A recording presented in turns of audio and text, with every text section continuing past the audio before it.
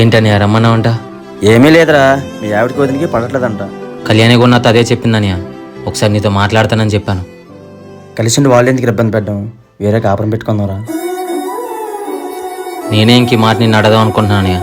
కాపురాలతో పాటు ఆ భూములు కూడా పనిచేసుకుంటే పని అయిపోద్ది కదా. నువ్వేమంటారా? మీ ఇష్టం అనియా. సరేలేరా, రేపు పెదనాన్ని పిలిచి పని చేసుకుందాం. సరే అనియా. ఆ రోజు మేము తీసుకున్న నిర్ణయం మమ్మల్ని జీవితాంతం వెంటాడింది. రక్తం పంచుకు పుట్టిన అన్నదమ్ములమైనా సరే ఈ భూముల పంపకాలు మమ్మల్ని రక్తం చిందించే రోజు వరకు తీసుకెళ్లాయి. 5 సెంట్లు ఆడికి 5 సెంట్లు లీక్ అని చెప్పాను కదరా. లేదు బాబాయ్, నాకు పై మొక్కే కావాలి. ఈ కింద ముక్క నాకెందుకు బాబాయ్, నాకు పై ముక్కే కావాలి. అలాగైతే ఇప్పుడు తేలుతుందిరా. మా బావ పెద్దోడని కొంచెమైనా గౌరవం లేదా? పంపకాల దగ్గర పెద్దలు చిన్నాడండి. పెద్దోడు చిన్నోడు కాదు, నాకైతే పై మొక్కే కావాలి. అది సరే, మీరే పంచుకోండిరా. చిన్నడవని చూస్తుంటే ఎక్కువ చేస్తున్నాం. నువ్వు ఎవరు చెప్తే అంటావో వాళ్ళతోనే చెప్పిస్తా.